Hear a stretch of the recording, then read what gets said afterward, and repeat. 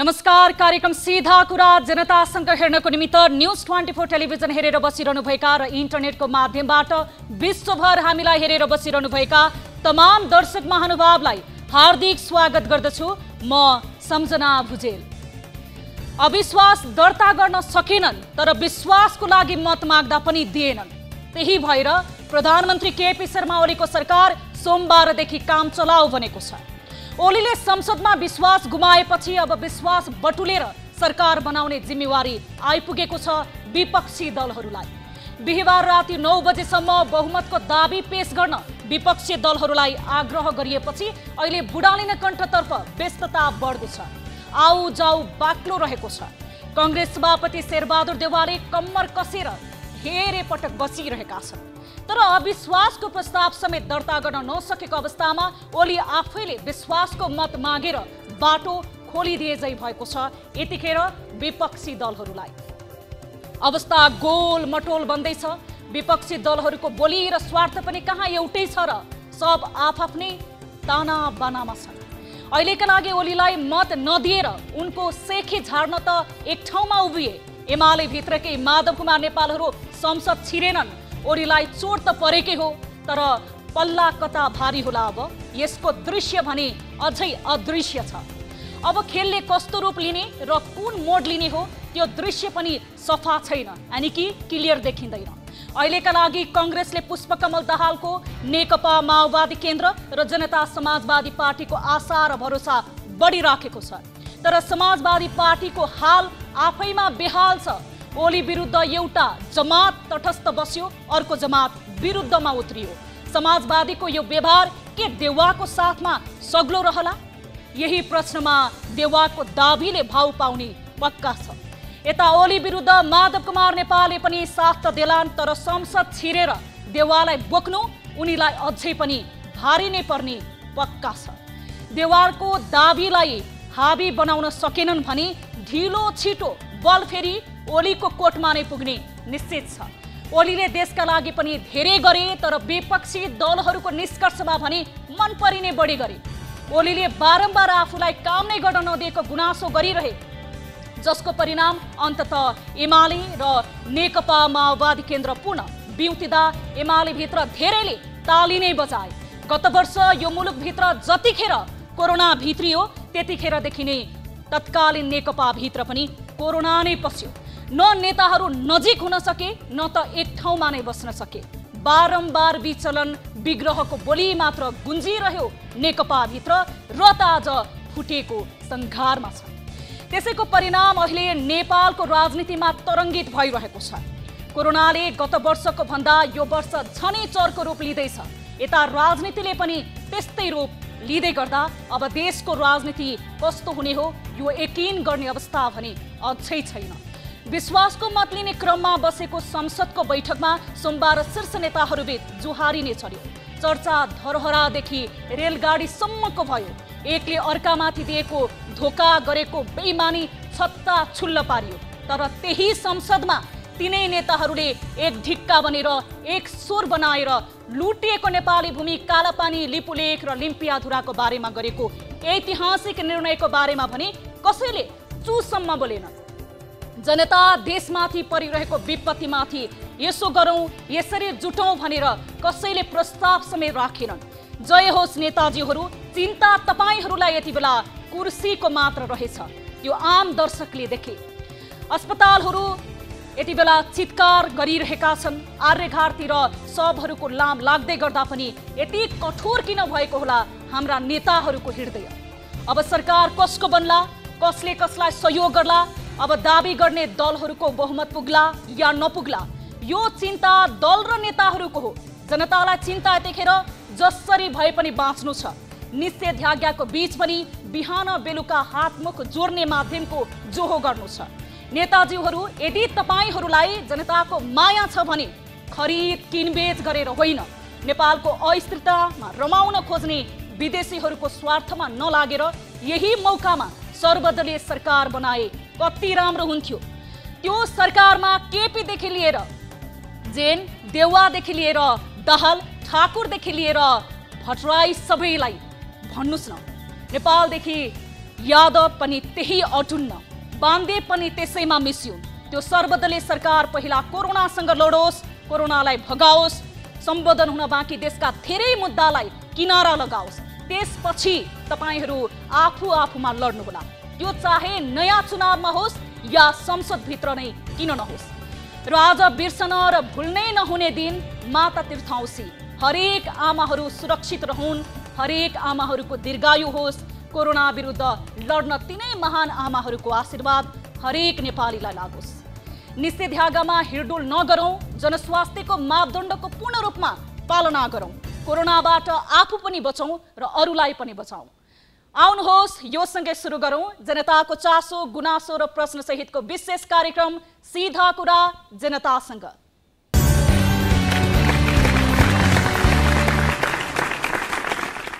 दर्शक महानुभाव, स्वागत छ कार्यक्रम सीधा कुरा जनतासँगको आजको अर्को श्रृङ्खलामा।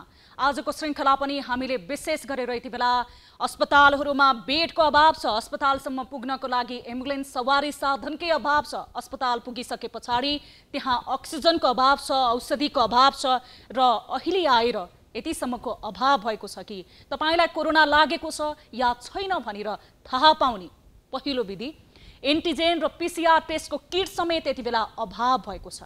काठमाडौँका अस्पतालहरू जुन सरकारी र ठूला भनिएका अस्पतालहरू यति बेला अस्त व्यस्त अवस्थामा रहेका छन्।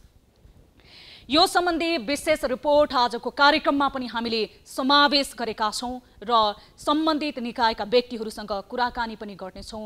यो अहिलेको कोरोना महामारीको समयमा आम मानिसले पाउनुपर्ने स्वास्थ्य सुविधा र स्वास्थ्य सम्बन्धी जुन जानकारीमूलक रूपमा हामीले सम्बन्धित व्यक्तिहरूसँग साथै स्वास्थ्य कर्मीहरू समेत कुराकानी गर्नेछौं, जुन आम दर्शकको लागि जानकारीमूलक रहनेछ भन्ने हामीले अपेक्षा गरेका छौं। विगतका केही श्रृङ्खलाहरूदेखि जब देशमा महामारीको रूपमा कोरोना महामारी बढिरहेको छ, यो कोरोनाको कारणले धेरै मानिसहरूले अनाहकमा ज्यान गुमाएका छन्। खासमा कोरोना लागेर भन्दा पनि, यो रोग लागेर भन्दा पनि आम मानिसहरूले उपचार नपाएर आफ्नो अमूल्य जीवन आधा उमेरमा नै अकालमा नै मृत्युवरण गर्नु परिरहेको छ। यस सम्बन्धी रिपोर्ट आजको कार्यक्रममा रहेको छ भने अहिले अस्पतालहरूमा कोरोना संक्रमितको चाप बढिरहँदाखेरि दीर्घरोगी जसले विगत लामो समयदेखि औषधि सेवन गरेर आफ्नो प्राण बचाउँदै आइरहनु भएको थियो, ती रोगीहरूलाई समेत ठूलो असर परेको छ। खासमा संक्रमित समयमा डायलिसिस नहुँदा, समयमा उपचार नपाउँदाखेरि दीर्घरोगीहरूको मृत्युदर पनि बढ्दो रहेको छ। यस सम्बन्धी रिपोर्ट पनि आजको कार्यक्रममा हामी समावेश गर्नेछौँ भने संक्रमितहरूको मृत्युको कथाले भरिएको एउटा हृदय विदारक रिपोर्ट पनि आजको कार्यक्रममा समावेश गर्नेछौँ। यसैगरी यति बेला नाकाहरू अस्तव्यस्त भयो भनेर हामीले बारम्बार सम्बन्धित निकायको ध्यान आकर्षण गराइरहेका छौँ। नाका जुन भारतसँग सीमा जोडिएका क्षेत्रहरूमा आम मानिसहरूदेखि भारतीय र नेपाली जो रोजगारको सिलसिलामा नेपाल बसोबास गर्थे र भारतमा पनि बसोबास गर्थे, खुला सिमानाको कारणले गर्दा ती मानिसहरूको खुल्लेआम रूपमा आवतजावत भएको कारणले गर्दाखेरि पनि सीमाका जिल्लाहरूमा कोरोना संक्रमणले भयावह रूप लिएको नकार्न सकिँदैन। यस सम्बन्धी पनि रिपोर्ट रहेको छ। सीमानाकाको कारणले कोरोना संक्रमितहरू बढेको, जो रोजगारीको सिलसिलामा भारतबाट देश फर्किए तर देश फर्किँदा घर घरमा कोरोना लिएर पुगे। नाकामा रहेको नेपाल सरकारले राखेको एन्टिजेन परीक्षण हेल्पडेस्क र स्वास्थ्य परीक्षण नामको मात्र रह्यो र जसले गर्दा आज देशभरिका अस्पतालहरू भरिभराउ रहेका छन्। सरकारको पूर्व तयारी फितलो भएकै कारणले आज आम मानिस अक्सिजनको अभावको कारणले मृत्युवरण गरिरहेका छन्। त कतै अस्पतालमा बेड नपाएको कारणले गर्दाखेरि अस्पतालका स्वास्थ्य कर्मीहरू फ्रन्टलाइनमा खटिएर आफ्नो आत्मबल उच्च बनाउँदै अस्पतालको पेटीमा, अस्पतालको प्राङ्गणमा समेत उपचार गर्न विवश भएका छन्। यस सम्बन्धी रिपोर्ट पनि रहेको छ भने हामीले महामारीको यो समयमा धेरै मानिसहरू यति बेला प्रतिस्पर्धामा रहेका छन्। त्यो प्रतिस्पर्धा भनेको समाजसेवी बन्ने होडबाजी। आम मानिसहरू कोरोनासँग जुधिरहेका छन्, तर कतिपय मानिसहरू भने त्यही कोरोनालाई यति बेला कमाउ धन्दाको रूपमा लिइरहेका छन्। जसले समाजसेवी बन्ने होडमा आफूलाई उछिन्नको लागि प्रतिस्पर्धा गरिरहेका छन् र आम मानिसहरूसँग आर्थिक सहयोग मागिरहेका छन्। यद्यपि त्यो आर्थिक सहयोग कतिको पारदर्शिता छ अथवा त्यो समाजसेवी जसले कोरोनामा यति बेला जुधिरहेका संक्रमितहरूको लागि, ती गरिब निमुखाहरू जसले यति बेला कोरोना संक्रमणको कारण ज्यान गुमाउनु परेको छ, उपचार पाएका छैनन्, ती व्यक्तिहरूसम्म पुग्छ पुग्दैन त्यो पारदर्शिता भने देखाएका छैनन्। तर समाजसेवी बन्ने होडबाजी भने तपाईँ हामीले देख्न सक्छौँ सोसल मिडियादेखि लिएर सम्पूर्ण कुनै पनि ठाउँमा तपाईहरूले देख्न सक्नुहुन्छ। खास गरी सोसल मिडियाबाट यति बेला समाजसेवी बन्ने र कोरोना संक्रमितहरूलाई उपचार गरिदिने होडबाजी चलिरहेको छ। यस सम्बन्धी पनि आजको कार्यक्रममा हामीले एउटा विशेष रिपोर्ट तयार गरेका छौँ। यस अलावा तपाईँ दर्शक महानुभावले कार्यक्रम अवधिभर हामीलाई टेलिफोन मार्फत र भाइबर मार्फत सम्पर्क गर्न सक्नुहुनेछ। तपाईँले कार्यक्रममा सहभागिता जनाउन सक्नुहुनेछ। हामी तपाईँहरूको प्रश्न, गुनासो र जिज्ञासा पनि कार्यक्रम सीधा कुरा जनतासँगमा समय अवधिभर प्रत्यक्ष रूपमा लिनेछौँ। यसको अलावा हाम्रो हेल्प डेस्क 24 घण्टा तपाईँहरूको लागि खुल्ला रहेको छ। कुनै समस्यामा पर्नु भएको छ भने हामीलाई सम्झनुहोस्। हाम्रो टोल फ्री नम्बरहरू सदा तपाईँहरूको लागि खुल्ला रहेको छ।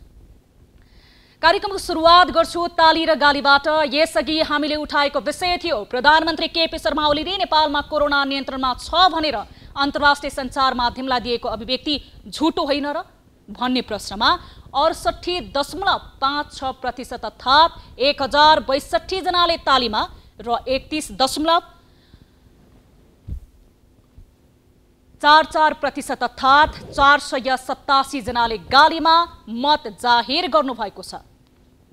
अर्थात् अधिकांशले प्रधानमन्त्री ओलीको अभिव्यक्ति झुटो हो भन्नेमा नै मत बढी जाहेर गर्नुभएको छ।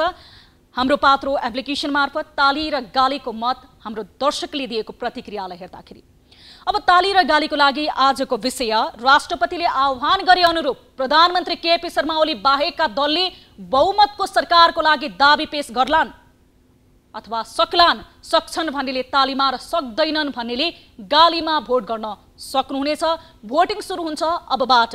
हाम्रो पात्रोको एप्लिकेसन मार्फत ताली र गालीमा गएर आम जनसरकारको विषय र सार्वजनिक महत्त्व राख्ने विषयमा तपाईले आफ्नो अमूल्य विचार र प्रतिक्रिया जनाउन सक्नुहुनेछ ताली र गाली मार्फत। यदि हाम्रो पात्रोको एप्लिकेसन तपाईले डाउनलोड गर्नु भएको छैन भने प्ले स्टोरमा गएर हाम्रो पात्रो एप्लिकेसन डाउनलोड गर्न सक्नुहुनेछ र हामीले सोधेका प्रश्न जुन आम जनसरकारका प्रश्नहरू रहेका छन् ती विषयमा तपाईले आफ्नो अमूल्य प्रतिक्रिया जनाउन सक्नुहुनेछ जुन प्रतिक्रियाले आम मानिसको चासोलाई पनि समेट्ने गरेको छ।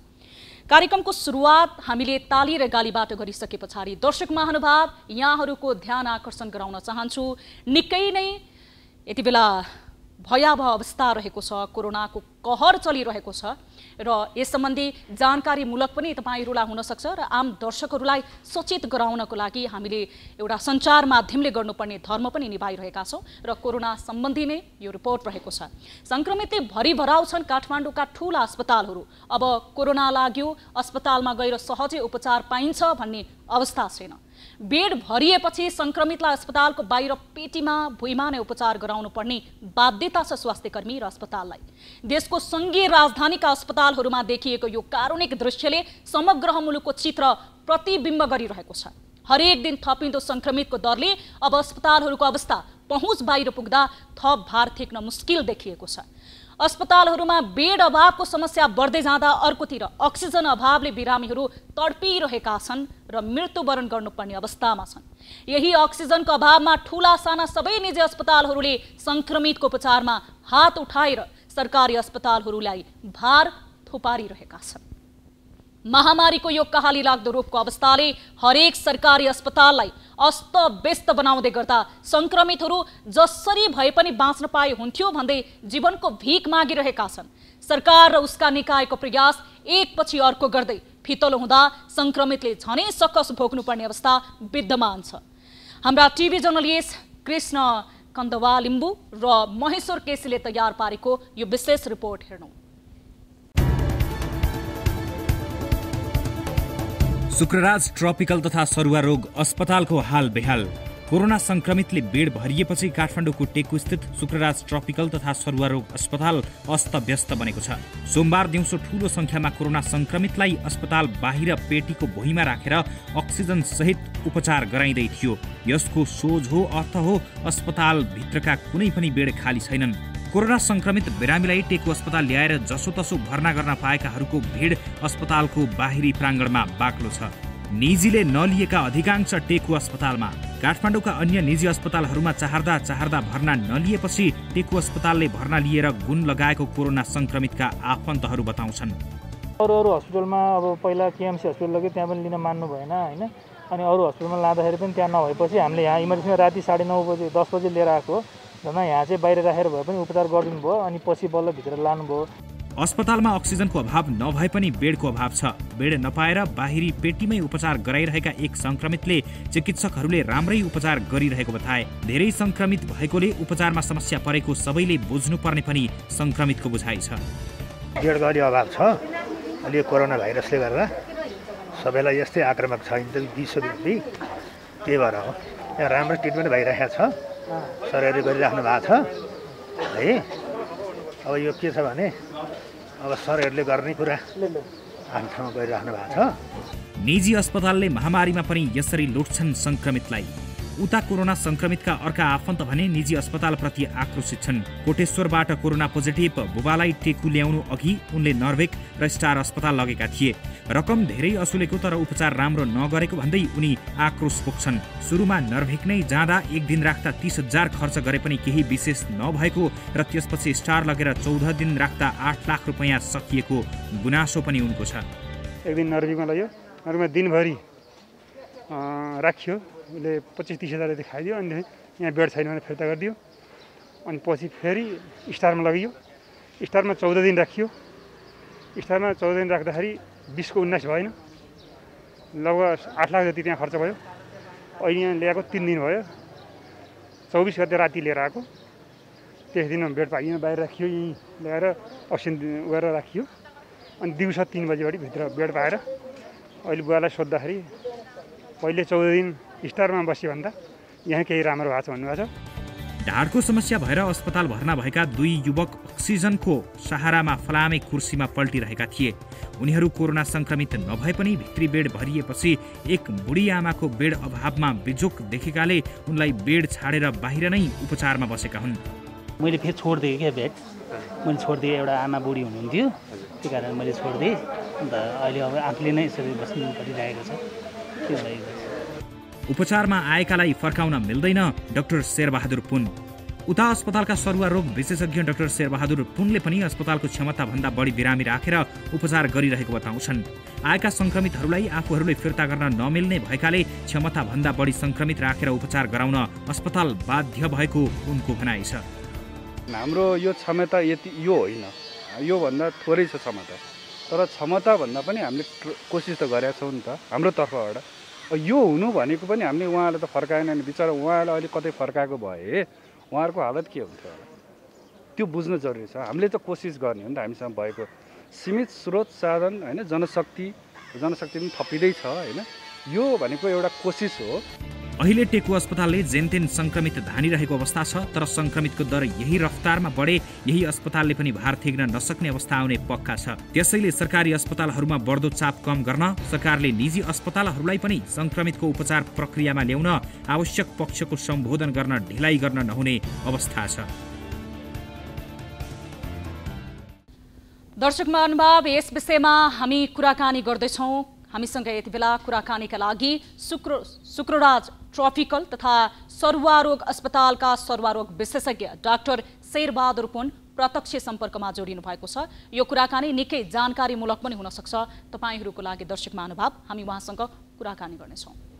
डाक्टर साहब, स्वागत छ यहाँलाई कार्यक्रम सीधा कुरा जनतासँगमा। डाक्टर साहब, धेरै मानिसहरूको करिब यो 1 हप्ता अगाडिसम्म भन्ने हो भने अलिकति बुझे जानेका मानिसहरूको पनि बुझाइ के थियो भन्दा कोरोना संक्रमित भइहाल्यो भने अस्पताल छँदैछ नि, उपचार पाइहालिन्छ, अस्पताल नै अस्पताल छ, क्लिनिक नै क्लिनिक छ, जताततै भन्ने लागेको थियो। तर अहिले टेकु अस्पतालको प्राङ्गणमा तपाईहरूले यो पिँढीमा उपचार गरेको त्यो दृश्य देख्दाखेरि कहाली लाग्न थालेको छ, जसले कोरोना संक्रमण भएर उपचार पाइन्छ भन्ने अझै मनस्थितिमा हुनुहुन्छ भने ती हाम्रा आम दर्शक महानुभावलाई बताइदिनुहोस् कोरोनाले कुन भयावह रूप लिएको छ, तपाईँ एक जनस्वास्थ्य विज्ञ भएको हैसियतले। प्रष्टै छ, भर्खरै पनि अब सबैले देखिहाल्यो अवस्था यति सहज छैन र वास्तवमा भन्नुपर्दाखेरि चाहिँ जब महामारी भन्ने शब्द आउँछ अथवा प्रकोपै कुरा गरौँ त्यो बेलामा चाहिँ हामीले सोचेको जुन अवस्था हुन्छ अथवा हेर्दाखेरि त अब धेरै अस्पतालहरू देखिन्छ अहिले पनि, तर ती अस्पताल अथवा त्यहाँ भएका शैय्याहरू चाहिँ पर्याप्त मात्रामा हुँदैन। किन भन्दाखेरि एकै समयमा त्यो ठाउँमा धेरै मानिसहरू चाहिँ सङ्क्रमित भयो भने अस्पतालमा जानुपर्ने अवस्था हुन्छ, जुन चाहिँ हामीले सोचेको भन्दा एकदम धेरै हो। त्यसले गर्दाखेरि अहिले जुन अवस्था छ योभन्दा अलिकति अगाडि चाहिँ हामीले कसरी बच्ने भन्ने कुरा गर्थ्यौँ भने अहिले चाहिँ सामान्यतया कस्तो अवस्थामा पुग्यो भने कसरी बचाउने भन्नेमा चाहिँ हामी पुगेका छौँ अथवा रक्षात्मक अवस्थामा चाहिँ पुगेको अवस्था चाहिँ मैले देख्दछु। र तसर्थ अब यो जति सङ्क्रमितको सङ्ख्या अझ बाहिर निक्लिँदा हुन्छ त्यति चाहिँ यो थप समस्याहरू चाहिँ देखिने सम्भावना चाहिँ प्रष्टै देखिन्छ। डाक्टर साहब, अब यसरी सङ्क्रमितहरू बढिरहँदाखेरि खासमा अब टेकु अस्पतालकै कुराकानी गर्ने हो भने त्यहाँ बेड यति बेला अभाव भएको छ, अस्पतालसम्म पुर्याउनको लागि एम्बुलेन्सको अभाव छ, कतै मेडिसिनको अभाव छ, अहिले आएर एक रूपले अक्सिजनको अभाव सुरु भएको छ। त्यसमा पनि कतिपय स्थानहरूमा अहिले अब सरकारले भनिसकेको त छैन, तर केही जानकारी प्राप्त गर्दाखेरि एन्टिजेन र पिसिआर टेस्ट गर्ने किटको समेत अभाव रहेको छ। सरकारले पूर्व तयारी गरेन, संवेदनशील बनेन, कोरोना महामारीलाई लिएर गम्भीर बनेन, तर सरकारले आँकडा मात्र निकालेको हिसाबले हेर्ने हो भने पनि सङ्क्रमित त्यो आँकडाभन्दा बढी अथवा त्यो समयभन्दा अगाडि नै बढेका हुन्। यो पक्कै पनि यो जुन आँकडा अहिले आइरहेछ अथवा हाम्रो जुन एउटा सोच थियो यी पहिलो लहरमा त बिस्तारै यसले चाहिँ एक प्रकारको उत्कर्ष लिएको थियो, तर यो पालि चाहिँ यस्तो देखियो कि छोटो समयमा धेरै मान्छे सङ्क्रमित मात्र भएन, उनीहरूलाई अस्पतालसम्म जानुपर्ने बाध्यता समेत गरायो कोरोना भाइरसले। त्यो अलिकति फरक, हामीले सोचेको भन्दा फरक तर चिन्ताजनक चाहिँ थियो र यो अझ पनि उत्कर्षमा पुग्न बाँकी नै छ जस्तो लाग्छ। त्यही कारणले मैले सायद यही टेलिभिजन मार्फत केही दिन अगाडिको कुरा हो, मैले त्यहाँ कुराकानीमा के भनेको थिएँ भन्दाखेरि चाहिँ आगामी दिनमा कस्तो अवस्था आउँछ भन्दाखेरि चाहिँ यो मेरो अलिकति कल्पनाभन्दा बाहिर छ अहिले। I think I don't have word त्यो बेलामा मैले भनिसकेको थिएँ। किन भन्दाखेरि मलाई के लागिरहेको थियो भन्दाखेरि जब भारतमा त्यो अवस्था सिर्जना भयो त्यसको एउटा झिल्को नेपालगञ्जमा देखिसकेको थियो। किन भन्दा मैले त्यहाँ प्रत्यक्ष मेरो साथीभाइसँग कुरा गर्ने बेला पनि अत्यन्त अथासपूर्ण चाहिँ त्यो अवस्था त्यहाँ भएको अवस्था देखिन्थ्यो र त्यो त अब त्यहाँको जुन जनसङ्ख्या छ त्योभन्दा अझ ठुलो जनसङ्ख्या भएको ठाउँमा यदि त्यस्तै अवस्था भयो भने कुन चाहिँ अवस्था आउँछ भन्ने त्यो मेरो चिन्ताको विषय थियो। अथवा त्यो बेलामा नै हामीले सतर्कता अपनाउनु पर्ने हो कि अझ हामीले चाहिँ अझ यो बारेमा चाहिँ धेरै कुराहरू गर्न अझै बाँकी रहेछ, गर्नुपर्छ छिटोभन्दा छिटो भन्ने कुरा चाहिँ मैले त्यो आशा गरेँ। तर हामी जस्तो अघि मैले भनिहालेँ पहिला चाहिँ म धेरै जस्तो कसरी बच्ने भन्थ्यो भने अहिले चाहिँ कसरी बचाउने भन्ने कुरामा चाहिँ हामी पुगेका छौँ, रक्षात्मक अवस्थामा चाहिँ हामी छौँ भनेर भन्दा चाहिँ अतियुक्ति चाहिँ होला। अब यो समयमा टेकु अस्पतालमा तपाईहरूले सिडीमा त्यसै गरी अस्पतालको अन्य त्यो प्राङ्गणमा उपचार गराइरहनु भएको छ। यति बेला सङ्क्रमितहरूको त्यहाँ भिड छ, उपचार गराउनु पर्ने तपाईँहरूसँग मानवीय धर्म छ र जुन फ्रन्टलाइनमा खटिएर तपाईँहरूले निभाइरहनु भएको छ। टेकु अस्पतालको यो स्थिति देखिसके पछाडि सरकारी तवरबाट सम्बन्धित सरकार राख्ने निकायहरूबाट यसको कुनै वैकल्पिक व्यवस्थापन गरौँ अथवा अहिले नै तत्कालीन रूपमा केही समय अगाडि स्वास्थ्य मन्त्रालयले भनेको थियो काठमाडौँ उपत्यकामा हामी करिब 1000वटा बेडहरू तत्कालीन रूपमा बढाउने प्रोसेसमा छौँ भनेर, त्यो केही तपाईँहरूले आश्वासन पाउनु भएको छ? त्यो सायद अब अलिकति नीति निर्माताको स्तरमा होला, तर यदि केही गरी यो बेड बढाउने कुरा गरिरहेको अवस्था हो भने यो गरिराख्ने होइन, मलाई जहाँसम्म लाग्छ एक्सनमा जानुपर्ने अवस्था हो।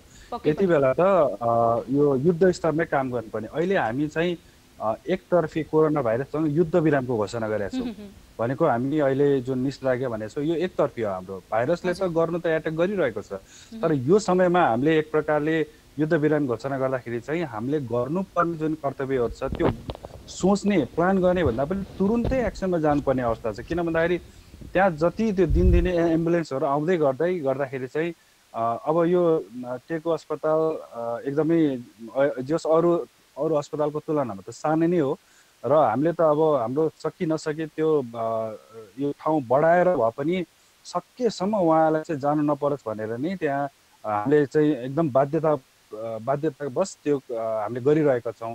तर जुन हुन त यो मैले पहिलो लहरमा पनि पहिला भनेको थिएँ, हामीले चाहिँ समुदाय स्तरमा चाहिँ कुनै संरचनाहरू बनाएर त्यस्तो तयारीहरू गर्नुपर्छ ताकि कम्तीमा पनि जुन एउटा प्राणवायु भन्छ हामीले अक्सिजन छ त्यसको कारणले त मर्न नपरोस्। अझ औषधिको कुरा त छुट्टै छ, यहाँ त्यो प्राणवायु समेत नपाएर मर्नुपर्ने अवस्था सिर्जना हुनसक्छ भनेर मलाई जहाँसम्म लाग्छ, मलाई अहिले पनि स्मरण छ त्यो बेलामा मैले भन्दै आएको थिएँ। सायद यो झन् सान्दर्भिक छ जस्तो लाग्छ अहिले, तर अब यो बन्दैछ हुँदैछ भनेको मात्र सुनिन्छ, तर हामीलाई त एक पल पनि उत्तिकै एकदमै महत्त्वपूर्ण छ। र यस्तो कुरामा चाहिँ हामीले जब अब कोरोना भाइरससँगको लडाइँ महायुद्ध भन्छु मैले त, त्यो महायुद्धमा चाहिँ एकतर्फी हामीले युद्ध विजय घोषणा गरेको छ नि, यो तुरुन्तै एक्सनमा जानुपर्छ। यो यताउता सोच्नु कुरै छैन। मलाई जहाँसम्म लाग्छ सारा देशको चाहिँ देशवासी यो राजनीतिकदेखि लिएर सबैको ध्यान अर्जुन दृष्टि हुनुपर्छ। अहिले महाभारत एक प्रकारको युद्ध नै भइरहेछ, सबै लाग्नुपर्छ। जब कुनै देश बिच चाहिँ लडाइँ भयो भने के हुन्छ, सबै कुराहरू यो सबैजना चाहिँ एउटा ठाउँमा चाहिँ हुन्छ र यो कसरी लडाइँ जित्ने भन्ने छलफल हुनुपर्नेमा अहिले खै अब म त त्यस्तो अझ पनि पूर्णरूपमा देख्दिनँ। हामीहरू स्वास्थ्य कर्मीहरू बिचरा रात दिन गरेर दौडादौड गरेर कतिले पिर मारिरहेछ अथवा कतिले सक्दो गरिरहेछ, तर अझ पनि सबैजना समेटेको देख्दैन। विशेष गरेर अझ राजनीतिक तर्फबाट हेर्ने हो भने त त्यो अलिक अवस्था अलिक फरक नै देख्छु मैले चाहिँ। अब एक प्रकारले तपाईँ आफैले पनि बताइरहनु भयो कि यो एक प्रकारको युद्ध हो, तर हामीले यति बेला सोचिरहँदाखेरि नेपाल सरकारले चाहिँ युद्ध विराम भइसक्यो है भन्ने हिसाबले ढुक्कको हिसाबले सोचिरहेको छ, तर सङ्क्रमण दर निरन्तर बढिरहेको छ। यही किसिमले सङ्क्रमणको रफ्तार बढिरह्यो भने भोलि कुन अवस्था आउन सक्ला? सरकारले गरेको आकलनभन्दा फरक त करिब करिब अहिले नै देखिसक्यो। त्यसको लागि आम मानिसले भोलि सरकारलाई गाली थोपर्ने अथवा सरकारले व्यवस्थापन गरिदिएन, सरकारले अस्पताल बनाइदिएन भन्ने भन्दा पनि आम मानिस आफै सचेत भएर आफ्नो स्वास्थ्यको ख्याल कसरी राख्ने? पक्कै पनि अन्तमा गएर चाहिँ यसको सबै नतिजाको भार बेहोर्नु पर्ने चाहिँ जनता नै हो। त्यसले गर्दाखेरि चाहिँ मैले चाहिँ के भन्छु भने स्थानीय स्तरमा सबैजना मिलेर एकजुट भएर, मैले फेरि भने यो महासङ्ग्राम महालडाइँमा चाहिँ हामीले अहिले एकतर्फी युद्ध विराम घोषणा गरेको छौँ भाइरससँग, तर भाइरसले हामीलाई आक्रमण गर्न छोडेको छैन। त्यो अवस्थामा चाहिँ हामी जति छ यो स्थानीय स्तरमा जस्तो जुन स्थानीय सरकारहरू छ, वडा भयो अनि विभिन्न क्लबहरू छ होला, सबैजना मिलेर चाहिँ अहिलेको लागि अहिले अरू सबै चिज छोडिदियो, अहिलेको यो अवस्थामा सबैजना एकजुट भएर हामीले चाहिँ अघि मैले भने जस्तै योभन्दा अगाडि चाहिँ कसरी बस्ने भन्ने कुराहरू अत्याधिक मात्रामा महत्त्व थियो। अहिले चाहिँ हामी कसरी बचाउनेमा पुगेका छौँ कि त्यो कारणले गर्दाखेरि मानिसहरूलाई यो कोरोना भाइरस लागेर सिकिस्त भएको अवस्थामा चाहिँ कसरी बचाउने भनेर हामी लाग्नुपर्ने छ। यो सबैजनाले हातेमालो गर्नुपर्ने हुन्छ।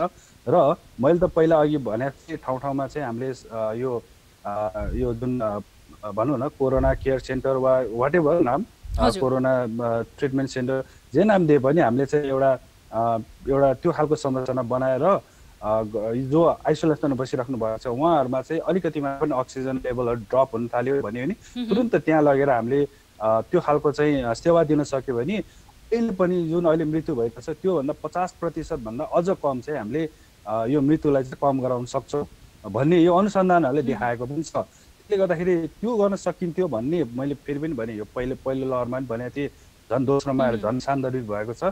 तर पनि हामी कता कता अझ पनि अल्मलेको हो कि अथवा अलिक ढिलो भइरहेको जस्तो चाहिँ मलाई महसुस भएको छ, जसको कारणले गर्दाखेरि मलाई कसैले चाहिँ यसको अवस्था कस्तो हुन्छ भन्दाखेरि चाहिँ मेरो अलिकति कल्पनाभन्दा बाहिर अथवा आई डोन्ट ह्याभ वर्ड्स, किनकि त्यो एक्सप्रेसन गर्नै सक्ने अवस्थामा छैन भनेर 1 महिना अगाडि यही कुरा मैले भन्दै गरिरहेको थिएँ। अब अहिले यो हाम्रो अगाडि यही खालको चाहिँ परिस्थिति सिर्जना भएको छ जुन चाहिँ अब तपाईँ हामीले पनि हजुर देखिरहेका छौँ। हजुर डाक्टर साहब, अब तपाईँ सर्वरोग विशेषज्ञ पनि हुनुहुन्छ। केही स्वास्थ्य कर्मीहरूले जनस्वास्थ्यविदहरूले बताइरहनु भएको छ करिब 3 हप्तासम्म चाहिँ यही अवस्था रहने भनेर। त्यस पछाडि केही मात्रामा यो अवस्था अलिकति कम हुँदै जाने अथवा केही त्यस्तो तपाईँले आकलन गर्न सक्नुहुन्छ अथवा त्यो कल्पना गर्न सक्नुहुन्छ? पहिलो लहरलाई यदि केही गरी हामीले सापटी लिने हो भने पनि पक्कै पनि एउटा उत्कर्षमा पुगेर बिस्तारै मत्थर हुने हो। त्यसले गर्दाखेरि हामी सधैँ यही अवस्थामा रहन्छ भनेर धेरै त्रसित नहो। म फेरि पनि तपाईँहरूलाई आग्रह गर्न चाहन्छु। मलाई जहाँसम्म लाग्छ धेरै मान्छेहरू अलिकति डराएको अवस्था छ, तर यो एउटा समय उत्कर्षमा पुगेर बिस्तारै केही हप्तामा नै यो ओर्लने छ र ओर्लेपछि मैले फेरि पनि भने हामीले आगामी दिनहरूमा पनि अझ यस्तै व्यवस्थाहरू गर्न थाल्यो भने यति कुरा चाहिँ हामीले बुझ्यौँ कि कोरोना भाइरस चाहिँ सजिलै हार मान्ने खालको भाइरस होइन रहेछ। हामीभन्दा एक कदम अगाडि छ, हामीभन्दा ट्रिकी छ। हामीले कुनै समयमा यो बारेमा जति जानकारीहरू पाएको थियो त्यो जानकारी पर्याप्त नहुँदो रहेछ। कुनै समय यस्तो थियो कि कोरोना भाइरस कसलाई चाहिँ खतरा हुन्छ भने नि ठ्याक्कै एन्सर दिन्थ्यो कि यो ज्येष्ठ नागरिक दीर्घरोगी। तर तपाईँ हामीले हेर्नुहोस् कोरोनाले चाहिँ यो कोर्स चेन्ज गरेर युवा र बालबालिकामा पुगेको छ। त्यसले गर्दाखेरि हामीले यसलाई पछ्याइराख्नुपर्छ, यसको आनी बानी थाहा पाउनुपर्छ, यसको स्वरूप परिवर्तनको बारेमा विशेष गरेर अझ त्यो थाहा पाउनुपर्छ, जसले गर्दाखेरि चाहिँ हामीले प्रयोग गरिरहेको जुन भ्याक्सिनहरू छ अथवा यो कति घातक होला अथवा यो कति तीव्र गतिमा फैलिन्छ भन्ने कुराहरूको चाहिँ हामीले जानकारी लिनुपर्छ। मैले फेरि पनि भने हामीसँग भएका जुन जति पनि जानकारी छ त्यो पर्याप्त छैन अथवा हुँदैन रहेछ भन्ने कुरा चाहिँ यो दोस्रो लहरले देखाएको छ। र कतिसम्म भन्दाखेरि भ्याक्सिन ट्रायल गर्ने बेला बालबालिकालाई राखेन, अब त्यसमा इन्क्लुड गर्ने, किन भन्दाखेरि बालबालिकालाई खासै समस्या हुँदैन भन्ने थियो, त्यो हामीले पनि भन्थ्यौँ। तर अहिले तपाईँ हामीले हेर्दाखेरि चाहिँ बालबालिकालाई पनि समस्या ल्यायो। भनेको मतलब भाइरस यसै पनि हार मान्ने खालको छैन। हामीले यसको विरुद्धमा चाहिँ लडाइँ निरन्तर लड्नुपर्ने हुन्छ र त्यसको लागि चाहिँ हामीले यसको अध्ययन अनुसन्धानलाई पनि अगाडि बढाउनु पर्ने हुन्छ। डाक्टर साहब, पक्कै पनि अब भाइरसले आफ्नो स्वरूप चेन्ज गर्दै आएको छ। योभन्दा अगाडिको जुन कोरोना सङ्क्रमणलाई हेर्ने हो भने त्यो बेलामा ज्येष्ठ नागरिकहरू बढी सङ्क्रमित हुन सक्ने सम्भावना भनिएको थियो, तर अहिले एजले जुनसुकै एज ग्रुपको लागि पनि सङ्क्रमित बनाएको छ। यो अवस्थामा आम मानिस जसले यति बेला पहिलो डोज र दोस्रो डोज पनि लगाइसक्नु भएको छ भ्याक्सिनको, ती मानिसहरूको बुझाइ के रहेको छ भन्दाखेरि मैले त लगाइसकेको छु अथवा कोरोना विरुद्धको खोप लगाएको छु भन्ने ती ढुक्क हुने व्यक्तिहरूको लागि चाहिँ यो अहिलेको कोरोना सङ्क्रमणको अवस्था र त्यस पछाडि सङ्क्रमित हुनेहरू जो खोप लगाएका छन् उहाँहरूको अवस्था कस्तो छ? पक्कै पनि खोप लगाइसकेपछि सङ्क्रमण भएकाहरू पनि छन्। मैले योभन्दा अगाडि पनि यस्तै भन्थेँ, किन भन्दाखेरि कोरोना भाइरसको जुन भ्याक्सिनहरू छ त्यो 100% प्रभावकारी हुनैपर्छ भन्ने जरुरी छैन।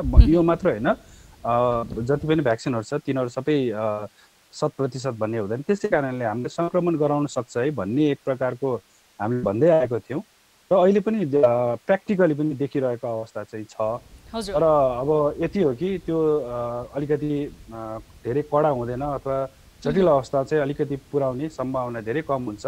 त्यो देखिने भएको हुनाले चाहिँ हामीले जुन भ्याक्सिन छ त्यो भ्याक्सिनलाई चाहिँ हामीले लगाउनलाई चाहिँ प्रोत्साहन गर्नुपर्छ, लगाउनुपर्छ भनेको हो। तर कतिपय मानिसहरूले अलिकति यसमा शङ्का गरेको थियो कुनै समयमा, तर अहिले लगाउनलाई चाहिँ उहाँहरू पनि उत्साहित हुनुहुन्छ, त्यो राम्रै कुरो हो।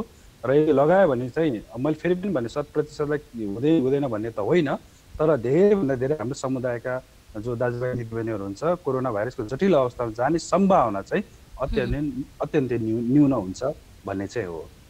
हस्, समय र जानकारीको लागि धेरै धेरै धन्यवाद डाक्टर साहब। तपाईँ लगायत सम्पूर्ण स्वास्थ्य कर्मीहरू जो यति बेला फ्रन्टलाइनमा खटेर उच्च आत्मबलको साथ त्यो साहस देखाउँदै काम गरिरहनु भएको छ, तपाईहरूलाई न्युज 24 टेलिभिजन परिवारको तर्फबाट सलाम छ। हस्, धन्यवाद। दर्शक महानुभाव, यति बेला हामीसँग जोडिनु भएको थियो। कोरोना सङ्क्रमणको दर बढिरहेको छ, यति बेला स्वास्थ्य कर्मीहरू निकै चुनौतीपूर्ण अवस्थामा काम गरिरहेका छन्। भर्खरै हामीले शेरबहादुर पुन जो शुक्रराज ट्रपिकल अस्पतालका सर्वारोग विशेषज्ञ हुनुहुन्थ्यो, स्वयं आफै फ्रन्टलाइनमा खटेर काम गरिरहनु भएको थियो, उहाँले बताएअनुसार पहिला सङ्क्रमणबाट कसरी बच्ने भन्ने अवस्था थियो, तर यो करिब 1 हप्तामा हामी सङ्क्रमित भएका व्यक्तिलाई कसरी बचाउने भन्ने भयावह अवस्थामा पुगेको छ र देशमा सीमित मात्र स्वास्थ्य स्रोत र सामग्री रहेको छ। त्यसमा पनि यति बेला अक्सिजनको अभाव भइसकेको छ। यति बेला अस्पतालसम्म जानको लागि भन्ने बित्तिकै एम्बुलेन्स र सवारी साधनहरू पाउने अवस्था रहेको छैन। अस्पताल पुगिसके पछाडि तपाईँले बेड पाउने अवस्था रहेको छैन। अहिले आएर यो समयमा PCR र एन्टिजेन टेस्ट गर्ने किटको समेत अभाव भएको छ। मेडिसिनसम्म हामी थर्ड कन्ट्रीसँग डिपेन्ड हुने भएको कारणले गर्दाखेरि हरेक कुराहरूको अभावको बावजुद स्वास्थ्य कर्मीहरूले र अस्पतालहरूले यति बेला सङ्क्रमितलाई अस्पतालको सिडीमा, अस्पतालको प्राङ्गणमा उपचार गरिरहेका छन्। अस्पताल यति बेला भार थेग्न नसक्ने अवस्थामा रहेको छ। सरकारको पूर्व तयारी संवेदनशील रूपमा भएन। सरकारले कोरोनालाई युद्धविराम जितिसकेको रूपमा सोच्यो र त्यही कारणले यो परिणाम भोगिरहनु परेको छ भनेर हामीलाई बताउँदै हुनुहुन्थ्यो।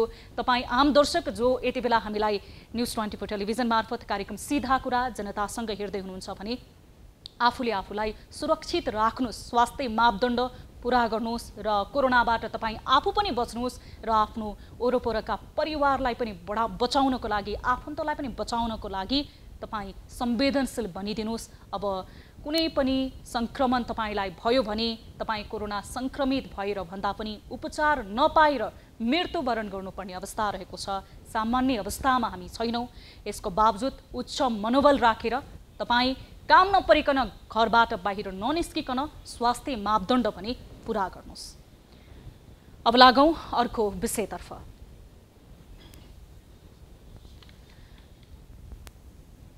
हरेक अस्पताल र स्वास्थ्य संस्थाहरू यतिखेर सबैका लागि आस्थाका मन्दिर बनेका छन्। अस्पतालका चिकित्सक र नर्सहरू भगवान स्वरूप मानिएका छन्। कोरोना महामारी विरुद्ध जुझ्ने र सङ्क्रमितहरूको उपचारमा अहोरात्र खट्ने तिनै फ्रन्टलाइनरहरू अहिले सबैका लागि आशाको दियो बनेका छन्। तर सबै अस्पतालहरू कहाँ आस्थाको मन्दिर बन्दा रहेछन्? सेवाभन्दा मेवामा बढी ध्यान दिने धेरै निजी अस्पतालहरू अहिले महामारी चल्दा विभिन्न बहानामा सङ्क्रमितको उपचार गर्न नमानिरहेको तीतो यथार्थ पनि सार्वजनिक हुँदै आएको छ। कोरोना भाइरसको सङ्क्रमणले अहिले समाजका हरेक तह तबकाका व्यक्तिलाई शिकार बनाउँदै जाँदा दीर्घरोगका बिरामीहरू भने झनै प्रताडित बनेका छन्। सास रहेसम्म आस भने झैँ अहिले धेरै सङ्क्रमित र उनका परिवारहरू उपचारको झिनो आशा बोकेर जीवनका लागि सङ्घर्ष गरिरहेका छन्। तर एउटी मृगौला रोगी र एक डम्की रोगी महिलाले कोरोना सङ्क्रमित भएकै आधारमा ज्यान गुमाएका छन्। राति 12 बजे कोरोना सङ्क्रमण पुष्टि हुँदा मृगौला रोगी महिलालाई ललितपुरको एक निजी अस्पतालले अस्पतालबाट निकालेर सडकमा पुर्याइदिँदा उनले ज्यान गुमाएकी छिन् भने दम रोगी महिलालाई कुन औषधि चलाइयो परिवारजनले थाहा नै नपाइकन उनको प्राण पनि पखेरु उडेको छ। सीधा कुरा टोलीले तयार पारेको यो रिपोर्ट हेरौँ।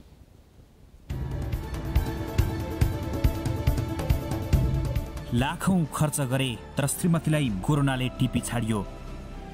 सोमबार वीर अस्पताल परिसरमा कोरोनाबाट मृत्यु भएकाका धेरै आफन्तहरू भावविह्वल अवस्थामा थिए।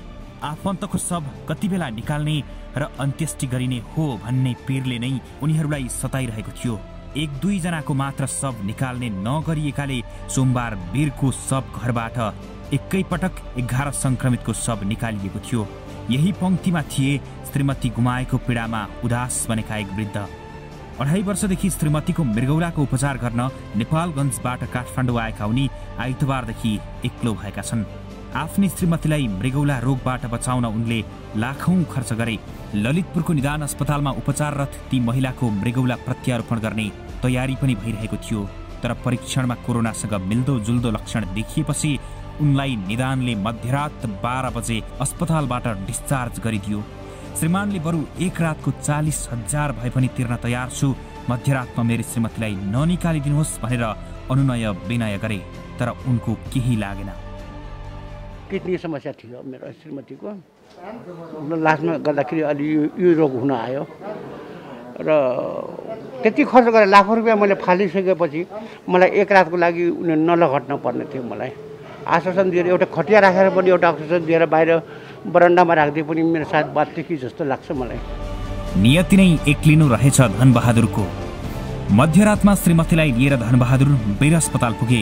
वीर अस्पतालले पनि इमर्जेन्सीमा राखेसम्म चिकित्सकहरूले राम्रो व्यवहार गर्दा धनबहादुरको मनमा आशाका धेरै हरफहरू कुदेका थिए, तर नियति एक्लो हुनु रहेछ।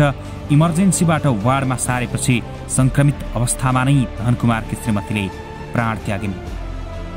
जब हामी इमर्जेन्सीमा पस्छौँ हामी एकदम मन हर्ष हुन्छ। त्यहाँको स्टाफ मैले देख्दैन, स्टाफ भन्नाले मैले मात्रै डाक्टर देख्छु मैले है। जुनियर हुनुहुन्छ, सिनियर हुनुहुन्छ, मैले त्यो थाहा छैन मलाई, तर उनको बिहेभ एकदम राम्रो छ, काम गर्ने तरिका उनको एकदम राम्रो छ होइन। उहाँ ठुलो धनी गरिब यताउति केही पनि भन्नुहुन्न, आफ्नो जात पनि केही पनि भन्नुहुन्न, एकदम आफू मैले हेरेको, मैले 3 दिन त्यहाँ पनि बसेँ म। आफै गर्नुहुन्छ, सुई आफै लगाउनुहुन्छ, पिसिआरको यताउति आफै गर्नुहुन्छ होइन।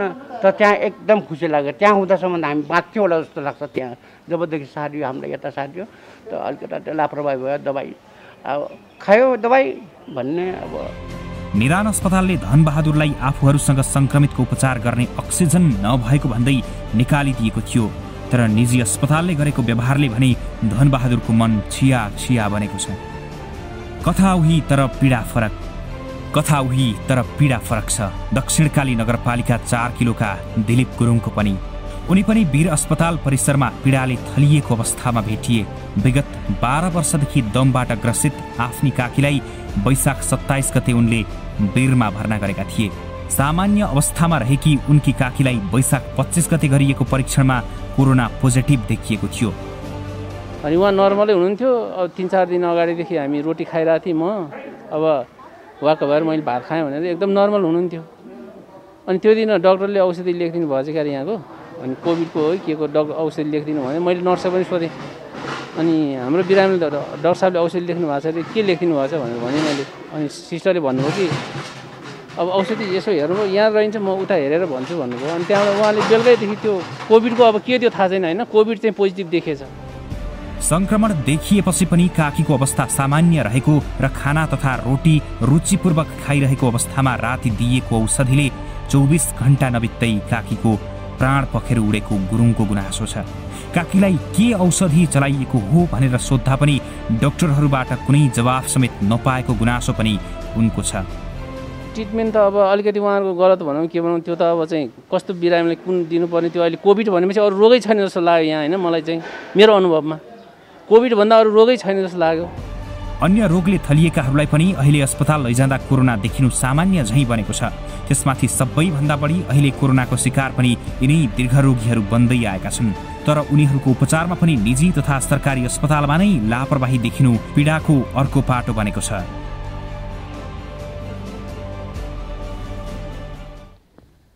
दर्शक महानुभाव, महामारीको समयमा हराएको मानवता र हराएको मानवीय संवेदनशीलताको वास्तविक पात्र र दृश्यहरू थियो यो रिपोर्टमा। यो महामारीमा धेरैले असमयमा नै अनायासमै आफ्ना आफन्त र प्रियजनहरू गुमाउन विवश भएका छन्। कोरोना रोगले भन्दा पनि कोरोनाको यो कहर र कोरोना सँगसँगैको अभावको कारण र स्वास्थ्य सङ्कटले गर्दा। कार्यक्रम सीधा कुरा जनतासँगमा एकैछिन छोटो ब्रेक हेर्दै रहनुहोला न्यूज 24 टेलिभिजन।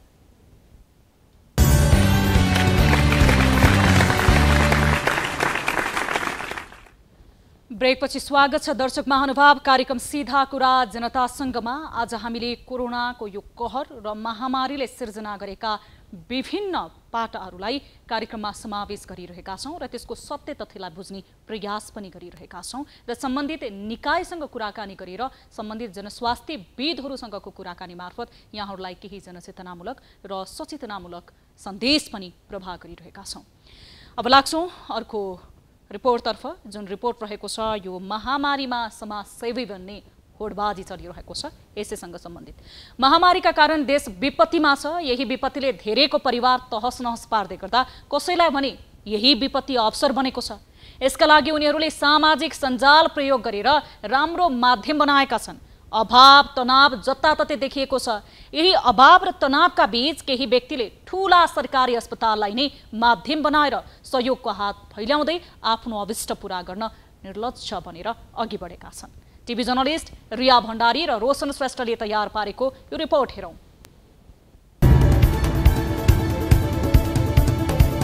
कत्रो आँट यसरी लाइभ गर्दै सहयोगको याचना। कोरोना महामारीको बेला समाजका अनेकौं समस्यालाई आफ्नो सामाजिक सञ्जालमा पोस्ट गर्दै सहयोग उठाउने र समाजसेवी बन्ने रहर र लहर दुवै चलेको छ। कतै सहयोग गरे जस्तो गरेर फोटो खिच्ने त कतै समस्या देखाउँदै सहयोग उठाउनेहरूको चर्तीकला देखिन थालिएको छ। 2 दिन अघि एक व्यक्तिले राष्ट्रिय ट्रमा सेन्टर गएर कोरोना संक्रमित बिरामी राख्न उक्त अस्पतालमा स्वास्थ्य सामग्री नभएको भन्दै आफ्नो सामाजिक सञ्जालमा लाइभ नै गरे।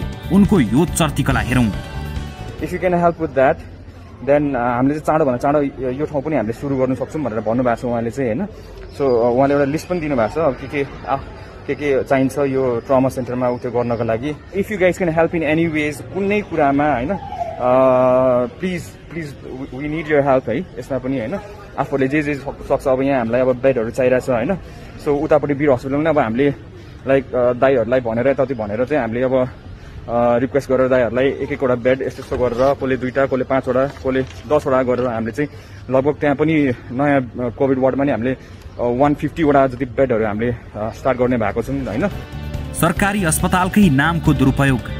ट्रमा सेन्टरलाई सरकारले कोभिड अस्पताल घोषणा गरिसकेर स्वास्थ्य मन्त्रालयले स्वास्थ्य सामग्रीको व्यवस्थापन गर्दै थियो। अस्पतालले मन्त्रालयलाई दिएको सामग्रीको लिस्ट हातमा लिँदै ती व्यक्तिले यी सामग्री नभएर कोरोनाको बिरामी उपचार गर्न ट्रमा सेन्टरले नसकेको भन्ने भ्रमपूर्ण सन्देश दिँदै सहयोगको अपील गरे। उनको त्यो पोस्टमा धेरै व्यक्तिले सहयोग गर्ने प्रतिबद्धता पनि जनाएको देखिन्छ।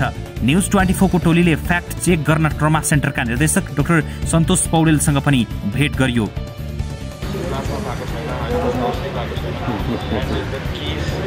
ट्रमा सेन्टरद्वारा कसैको मार्फत सहयोग माग नगरिएको प्रश्नोक्ति।